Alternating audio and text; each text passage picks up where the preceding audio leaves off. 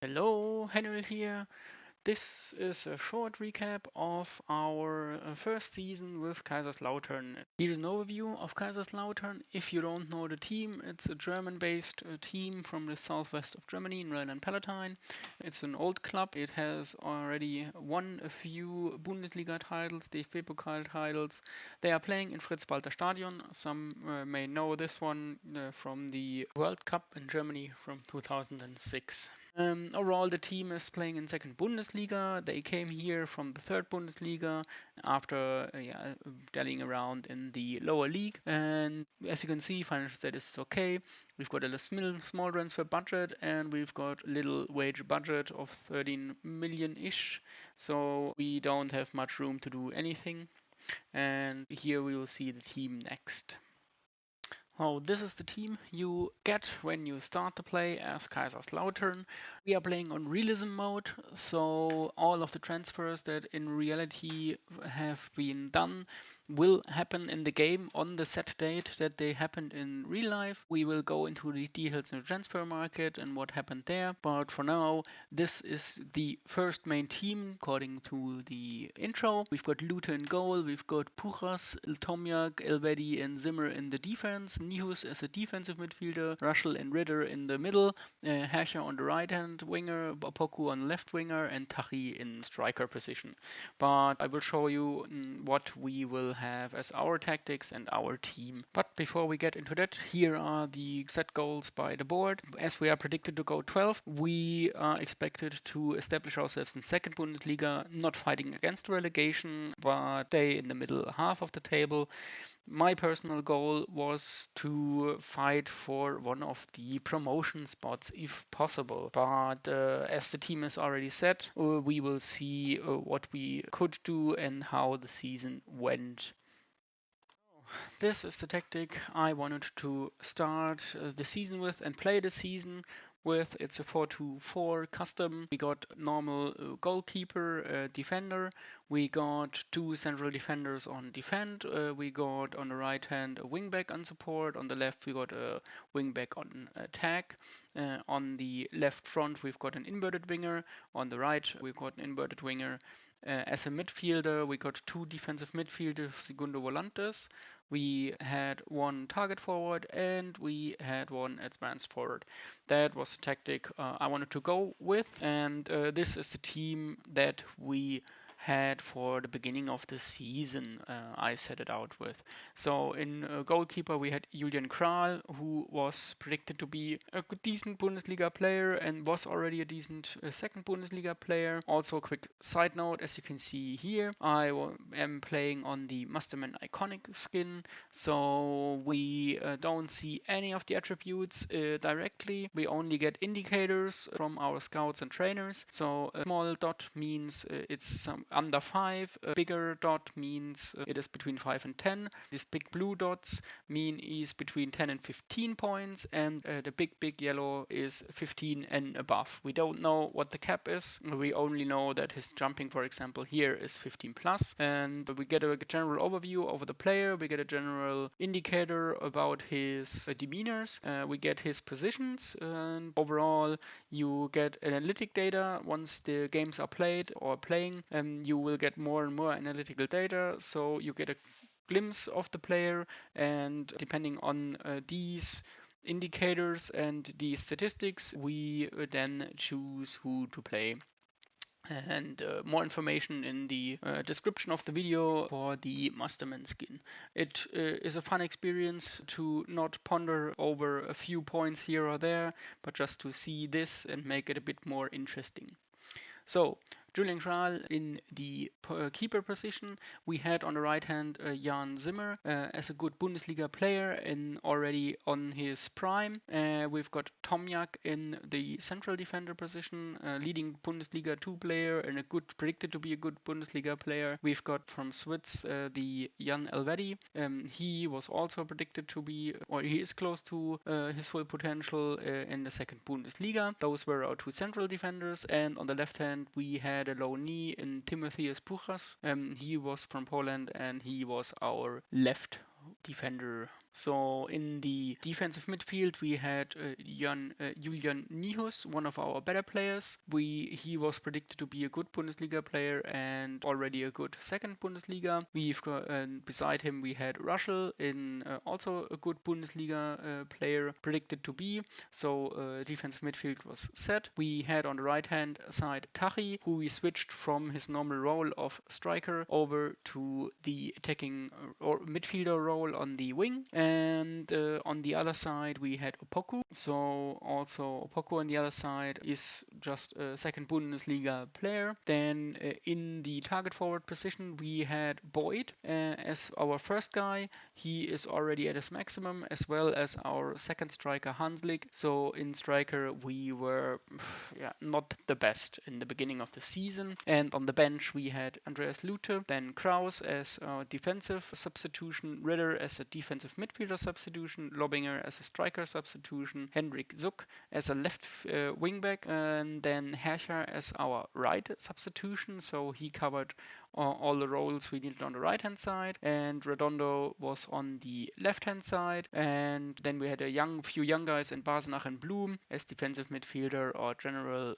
strikers. They were just predicted to be some substitutions. Overall, the squad looked to be on the more or less on a good Bundesliga 2 player side. That's why we got predicted on 12th. Let's see what we really got out of this troop of players. Also, as we are playing on Realism Mode, all of these transfers in the beginning of the season, I'm gonna scroll through them, would happen during the season. I had no say in them, as these were already preset from the real life. So a few of the key interesting parts that happened during the season: we knew that Terence Boyd was going to go in the winter break. We knew that our second keeper was going to go also in the winter break, and then a few of our second team guys, and nothing major. And we got a few people here during the season. The most important or interesting ones were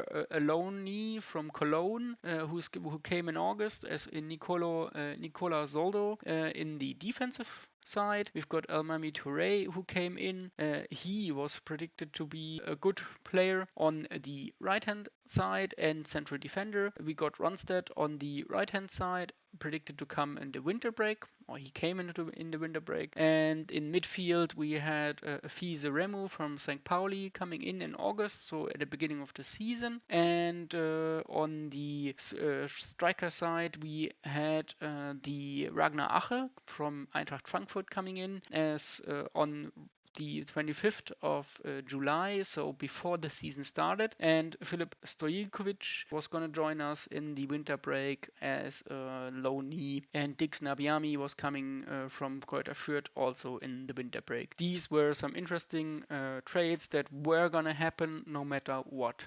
Since the season started on the 29th of July, we only had one friendly and one match against our second team before we headed into the season against St. Pauli with only a little bit of tactics training and 2 weeks of training, in which Hanslik brought us up 1-0 in the second minute of the season. Really nice start. Just to follow it up with a second goal in the 7th minute. It was an own goal, but still, nevertheless, 2-0 up after 7 minutes or 8 minutes is great. Which of course was too good to be true, as in the 34th minute Eckstein made it 2-1, and a penalty in the 81st minute of the game made it a 2-2. Lucky for us, Hanslik had different plans for this game, and in the 85th minute, after Pujas brought it into the penalty box, made it a 3-2, which was the final result and a good start in the season. But a quick bashing by recently relegated Bundesliga side Schalke 04, predicted to finish first, and a strong 4-0 showing against recently promoted third Bundesliga side Elversberg, with goals by Nihus, Elvedi, Ruschel and Ache, solidified the assumption of a mid-table finish. A quick beating of lower league side Delmenhorst in DFB Pokal round 1 was a good start into the season. As to the DFB Pokal, In this, all eligible teams start in round 1, so if you are unlucky, you can draw a good Bundesliga side. Unfortunately for us, we got just that with a home game against 1. FC Cologne. This meant we put our whole focus on the league, as second round of DFB Pokal was scheduled at the end of October. Our next game was an interesting one against SC Paderborn, who was predicted to finish 11th, in which Hanslik scored again off a low cross by Zimmer to bring us up 1-0 in the 12th minute, and our second striker Ache headed in a corner by Ruschel to send us 2-0 into the halftime. In the second half, we nearly went up 3-0 if it wasn't one offside, barely.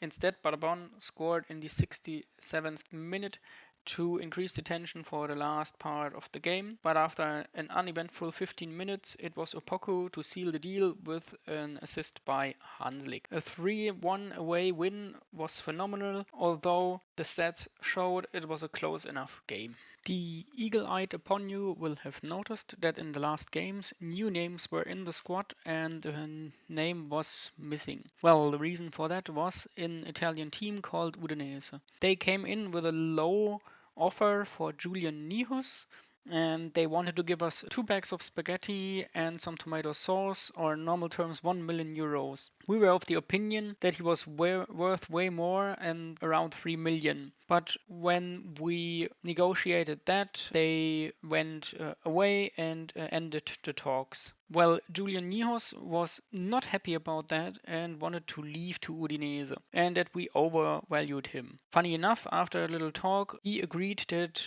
2.5 million was an acceptable amount of money for which he would leave. With the help of his agent, we got him a deal to Italian side Empoli, and they came through with a solid transfer. We would get 1.1 million upfront and 1 million in 2 installments with some extras, so worth in total of 2.4 million. This transfer started a chain reaction, as he was one of the reasons for our 2 defensive midfielders. With him gone, Ruschel as well as the incoming Aremu and Ritter as backup and Basenach as a filler, we needed one more guy. There didn't need to be a defensive midfielder, could use this to get future pick. We used the money we got for the deal and the meager rest to get in new players. Our main guy was Giacomo Guagliatta, a left wingback. He was 23 years old and promised to be a good Bundesliga player.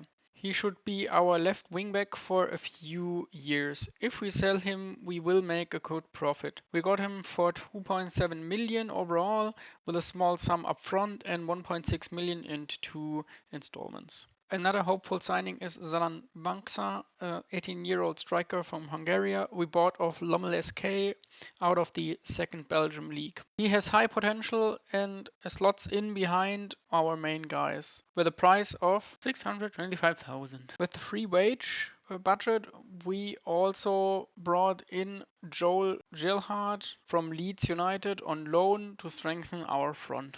This means the team looks as follows till the winter break. In the back, we substituted Pujas with Guagliatta as starter on left wing back. In defensive midfield, Afiz Aremu took the starting position from Nihus. Our new signee Ache is our starting striker in target forward. Boyd is relegated to the filler role outside of the bench, because he leaves us anyway in the winter break. So, with the squad set for the first half of the season, we hope to keep our strong form alive. We did indeed just that. We won all of the games and beat Nürnberg 2-0, rivals Karlsruhe 3-1 and Hansa Rostock 3-1. With this, we climbed to the top of the league. All our offensive guys were red hot. Surely this was a fluke, but we rolled over our opponents in October. The only blemish was an unfortunate 2-2 versus Hannover, despite being the better side. So with a strong 9 wins from 11 games, we went into the second round of the DFB Pokal against Cologne. We started the game strong with the first chance by Ache, which went wide, and the second chance by Afiz Aremu, which was just off. Biggest chance had Opoku in the 7th minute, to be followed up by a chance by Hanslik. A promising start to the game and a goal was clearly coming. Cologne had their first chance in the 12th minute, and it was a good one. Kral saved us the draw. In the 17th minute, it was finally time for the first goal. Unfortunately for us, it was scored by Cologne. To make matters worse, Cologne went up 2-0 with a monster shot by Hussein Bezic. After a promising start, we were brought back to reality. At least we had a home game and a lot more minutes to show something. Which we in fact did in the 36th minute. A cross by Ruschel was converted by Ache to make it 1-2 before the halftime. The game went along very quietly after the break, until the 59th minute when Cologne nearly made it 1-3. In the 60th minute, we substituted 3 guys in: Joe Gelhardt, Redondo and Pujas for Hanslik, Opoku and Gualiata. This gave us a boost and we scored in the 65th minute with a pinball finish by Ruschel to draw the game. And 2 minutes later, Tachy converted a great pass by Zimmer to get us ahead 3-2. It seemed this also awoke Cologne again, and they drew the game in the next minute. But Zimmer and Tachy were not done yet and nearly repeated the same goal sequence to make it 4-3 in the 70th minute. That's 4 goals in 5 minutes of gameplay. To finish the sequence, Ache headed in a corner by Ruschel to make it 5-3. To finish the game strong, Tachy and Ache would work together to make it 6-3 in the 87th minute, which was the end result. With this win, the team was on an absolute high, and we tore through our opponents to finish the first half of the season with 6 more wins in dominant fashion, in which we scored 4 or more goals in 3 of them. With 16 wins, 1 draw, 1 loss, we went into winter break on the first place with a solid points difference to the second place. Winter break, of course, meant more pre-arranged transfers. In we got Elmami Touré, who became a main defensive force. We got a slew of other players. Frank Ronstadt as right wing and Dixon Abiami were 2 other guys who would get some solid minutes as substitutes. We even managed to end the 2 loans of Simankala and Stojkovic because they were not needed anymore. Our best transfer came on deadline day. Again, we bought a strong young player from Lommel SK. We got Lazar Miovic for an overall of 1 million. He would slot in as a striker or wing player. He could be one of our future stars. We also got Berkay Yilmaz for a sum of 3.7 million from Freiburg. He was loaned out directly and will be a valuable piece for us in the future.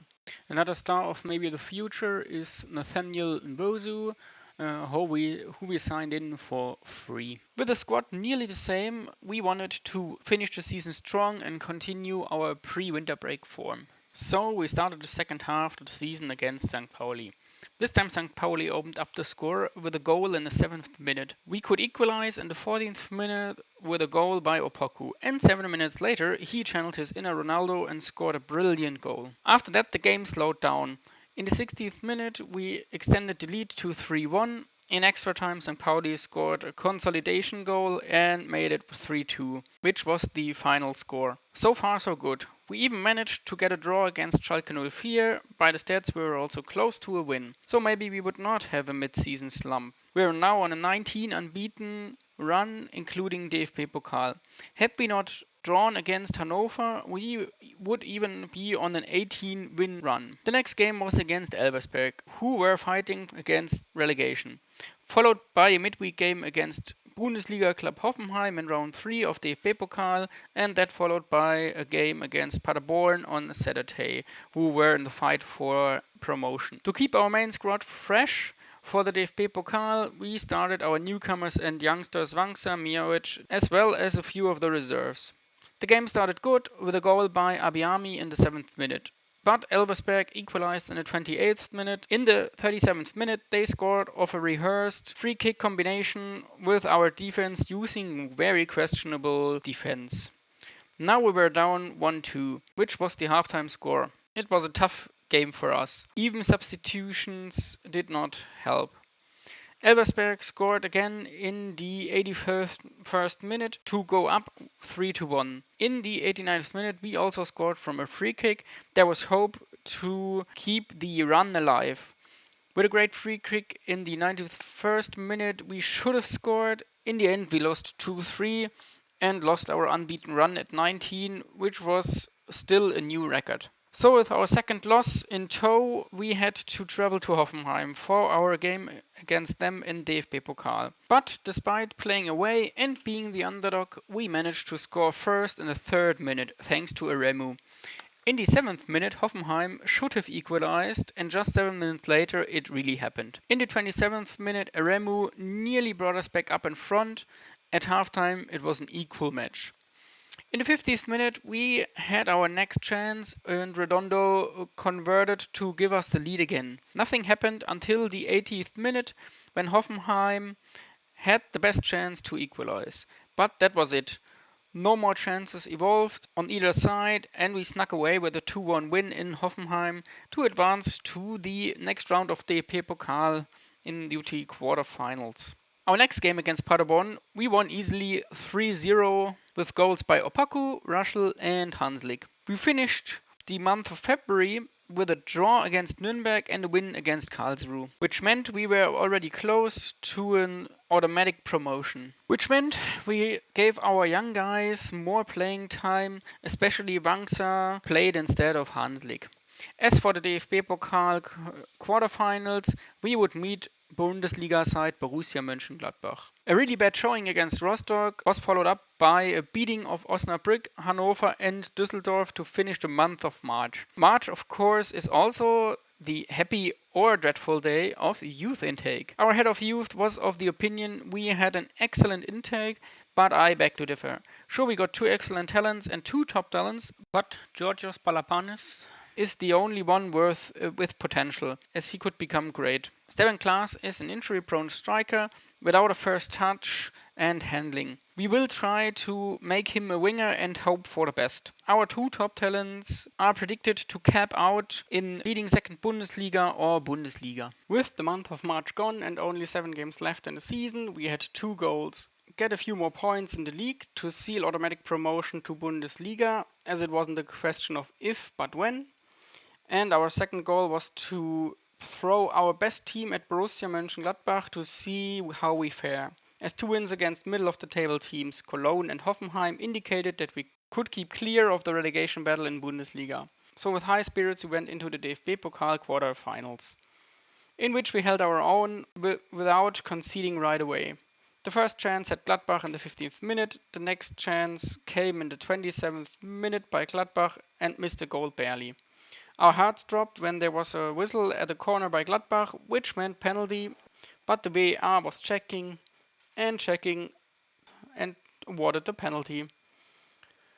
According to the officials, Kellogg, our defensive midfielder, used too much force against Itakaru, so it was 1-0 against us due to the converted penalty. We had our first shot in the 36th minute. Just 1 minute later, we advanced the ball quickly from Ruschel to Ache to Wangsa, who ran for the penalty box but got stopped. Ruschel was the quickest to pick up the loose ball, dribbled to the baseline, stopped, turned and passed it back to Gualiata, who channeled his inner striker and scored the equalizer. In the added time, Ache had another chance but could not convert, so we went into the half 1-1. We took out Miovic and Ronstedt, who were low on stamina and had not the best of games, and brought Opoku and Zimmer. In the 46th minute, Gladbach stormed at our goal again, but Kral saved us the draw for now. From the ensuing corner, we got the ball and passed it forward to the right side. When our sub Zimmer crossed the ball, Salan Manska finished the header due to an error by Gladbach's keeper Omnin to give us the lead and a bit of breathing room. Straight from the kickoff, Gladbach brought the ball to the right side and crossed it in just for Jordan to finish it with a nice header to get us back to equal. Ache had the next chance from a cross by Pujas, but Omlin deflected it to the crossbar. The ensuing corner was fruitless, but the saved ball came to Ache, who passed it to Pujas, who just sent it from the corner of the box and just barely missed. It was now a game on equal terms. In the 65th minute, we subbed Tachi for Hanslik and Russell for Aremu. The next best chance came in the 77th minute when Aremu picked up a loose ball and fired it from way downtown and hit the crossbar. The last chance of normal game time belonged to Gladbach. A free kick in the 95th minute. It was a good shot, but Kral saved it, so into extra time we went. In which the first highlight happened at the 100th minute when Aremu got tackled at the penalty box line.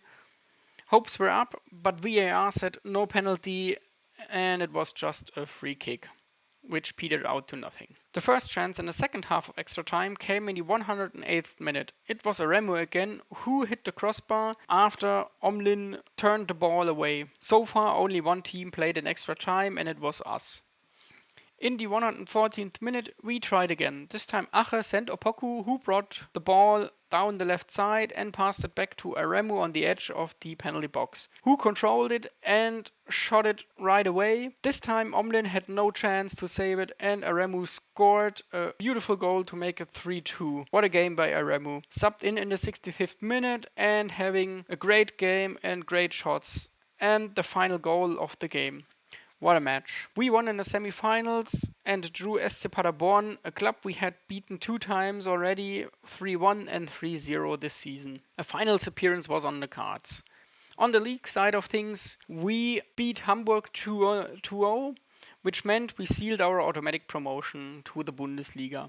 With 14 points ahead of second place Schalke, the title was close, which we clinched 2 games later after a 2-2 draw against Fürth and a 4-2 win against Wiesbaden. With the title and promotion won, all eyes were on our games against Paderborn in the semifinals of DFB Pokal. We started very solid and nothing happened for the first 15 minutes.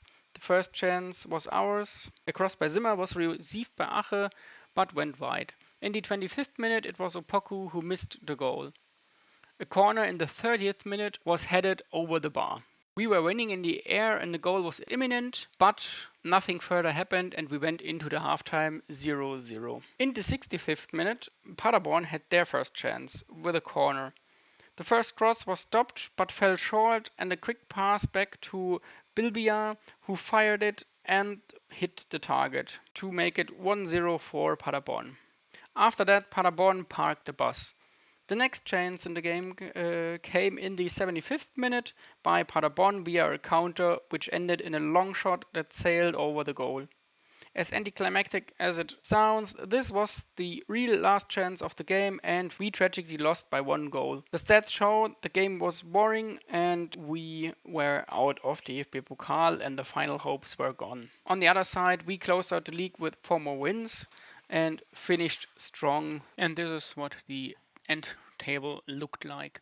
So we beat second place Schalke by 20 points in the end with a massive goal difference, and Schalke also made it into the direct promotion. Paderborn got into the relegation places, and here's the XG table to it, and you can see that we overperformed on points, but were close to the expected goals shot and goals against us, and we were way clear of Schalke in second place, and Schalke and Paderborn were right on the money with their places. Otherwise, you see that a few of the guys really underperformed, like Hertha BSC was 8th in the XG table, but was down by 12 points on their projected XG.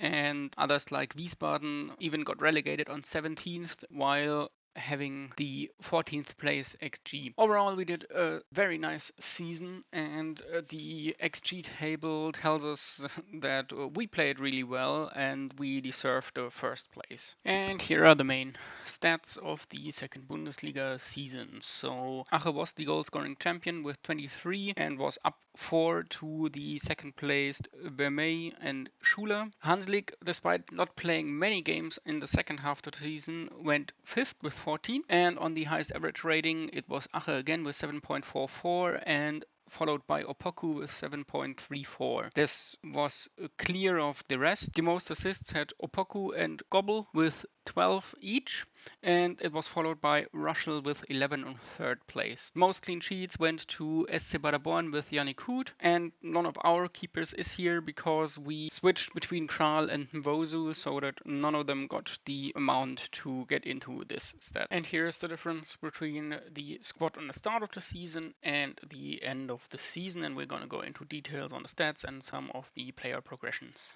Here are the squad stats for the end of the season, second Bundesliga. So this is a custom view by me. I wanted to see how everything went. As you can see, we rotated a bit through our team. Mvozu got 10 appearances after he came to us. Kral was relegated to second place. And Zimmer did a lot of games, but the most games did Tomjak. He did all of them, but started 37 of them and only got substituted in once. Russell in the defensive midfield was also a carrier for us, as well as down there Elvedi was still on 31 games.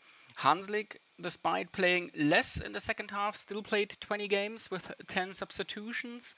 And of course, our young guys, Wangsa and Mijovic, both got a lot of playing time, which also translated in the next column into quite a few goals. So Ache was way clear of everyone else, and he did an XG 90 of 0.72, which means he was close to scoring a goal in each game. Then the second one was Hanslik, as already seen in the Bundesliga stats, and he was followed up by Tachi, who did 10 goals, and Wangsar did 9 goals in his 19 appearances. So he also had a good XG 90, and Mijovic did 3 goals in 17 starting appearances.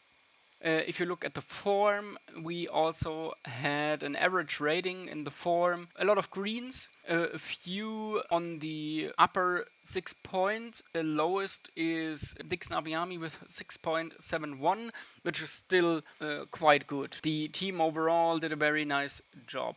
In the assists department, you can see we spread it around through all of the midfielders and attacking midfielders. Even the strikers helped out. So Ache, despite scoring 26 goals, also did 6 assists, and Wangsa did 4 assists, which was not bad.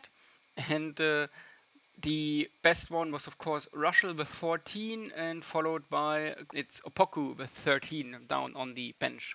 But overall, a very nice spread. The only ones without any assists, of course, our goalkeepers both had none. Elvedi only had 1 goal and 1 assist, and Abiyami had only 1 goal and no assist in only 11 games or appearances. And Maxim Gulic, fringe player, was the other one without any goal or assist, and he was, as you can see, only a very, very fringe player who only played when really, really needed, and Niklas Heger didn't even get an appearance. On the card side, you can see we did not get any red cards.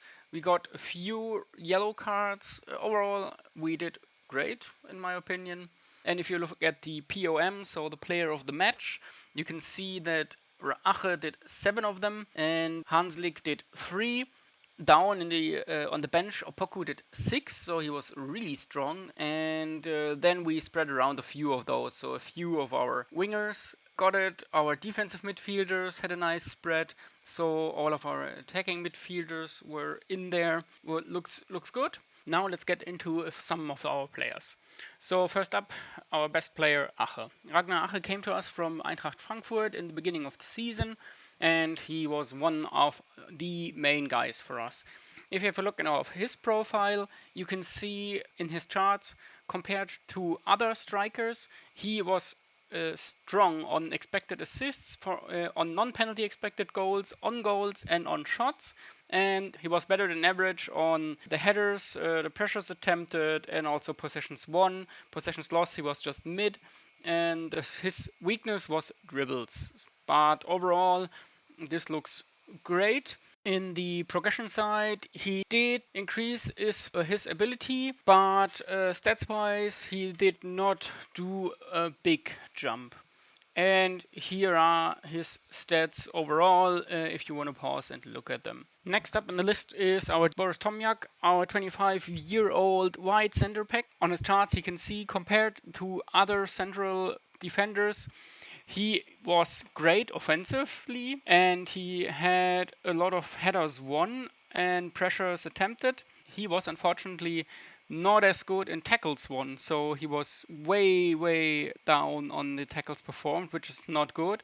And overall, his defensive stats were fine and average, as you can see. As we already suspected during the season, he was good enough for us in second Bundesliga, but we at some point need to replace him with someone better in defense. As for his progress, he did develop his overall ability from second Bundesliga to close to his final potential, but stats wise you can see his decision making went up, a few of his mentals went up, and he lost in agility, jumping range and stamina, and also on the technical side he lost in tackling, passing, marking and first touch, free kicking and dribbling. So especially the marking and the passing are a bit concerning, and the tackling. This just means that we at some point change Tomjak with someone better.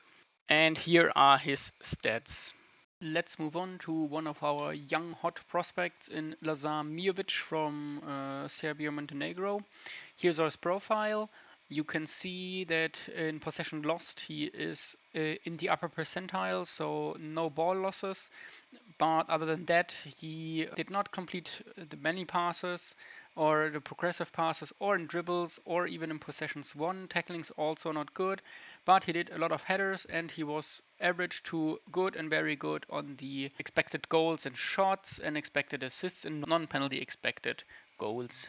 As for his progress, you can see that he did fabulously. From when he joined us to the end, he made overall improvements and he's poised to get even better. And here are his stats for the season. Next on our list is our big signee for this season, Giacomo Guagliatta, our left wingback. He did a very nice job.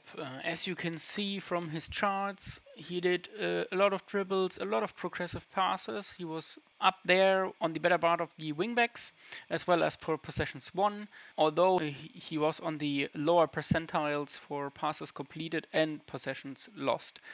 Offensively, he gave us a lot of assists with 0.3 expected assists.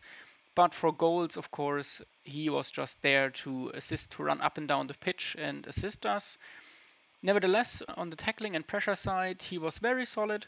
So overall, I'm very happy with the signing. As for his progress, it was basically non-existent. He did develop a bit of his ability, but overall, he was just cruising through in the months he was with us.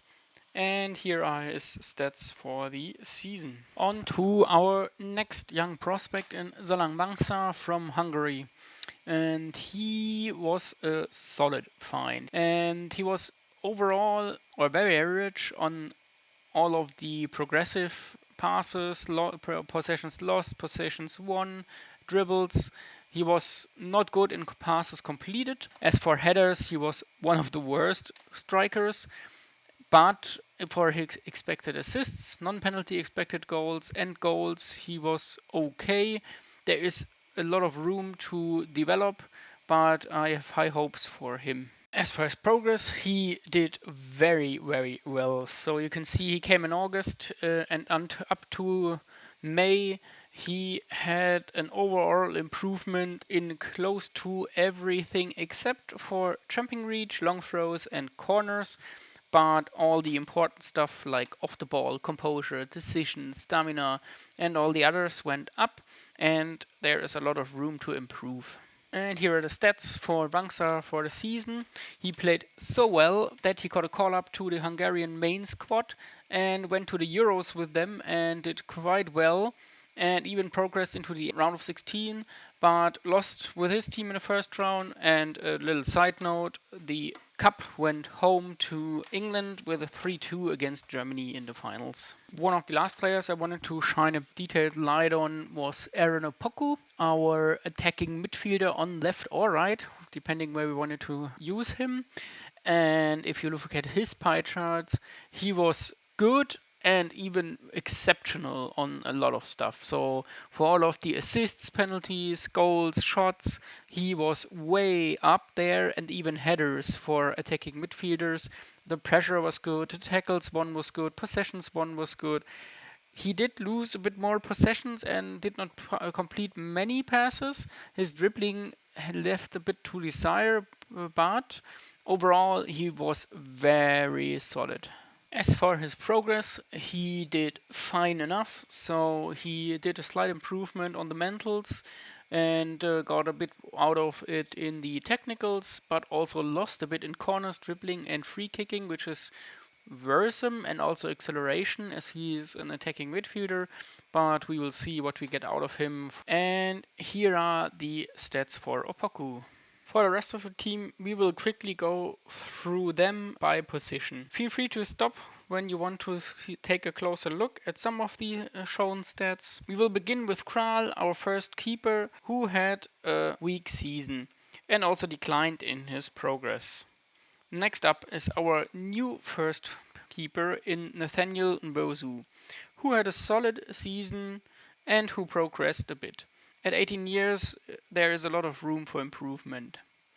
Next is Jan Zimmer, our right back. A strong showing for him offensively, and despite aging, he held himself stable in the stats department. In central back, we had Jan Elvedi, who had an okay season in defense, and due to aging, he declined. Beside him was Elmami Toure, who had a very strong season defensively. He did not decline so sharply despite his age. Moving along to our defensive midfielders, we arrive at Afiz Aremu, who had a strong season. He progressed mixed, despite his youth. Next to him was Tobias Ruschel, who had a solid offensive season, but was defensively very weak. He declined despite being not that old, in the mid-20s. We will probably move along from him in the future. Moving along to our attacking midfielders, we have Richmond Tahi left, who had a good season. He also declined slightly and had reached his cap. And we finish it up with Hanslik up front, who was a great scorer, but nothing else. And he also was in decline as he had reached his peak and is in the early 30s. To finish this recap off, I wanted to show you the result of the second team. They convincingly beat the German division Rheinland-Palatinate Saar as the champion, and they promoted together with Trier to the next stage, which is then the fourth level in Germany in the regionals, and then we will try to get them into the third Bundesliga to make this our farming team where we can put all our good guys. Here are the stats of the second team. All of the yellow marked ones are the guys that I want to move on. And overall, as you can see, there's nothing much to see here for now. It was the first season.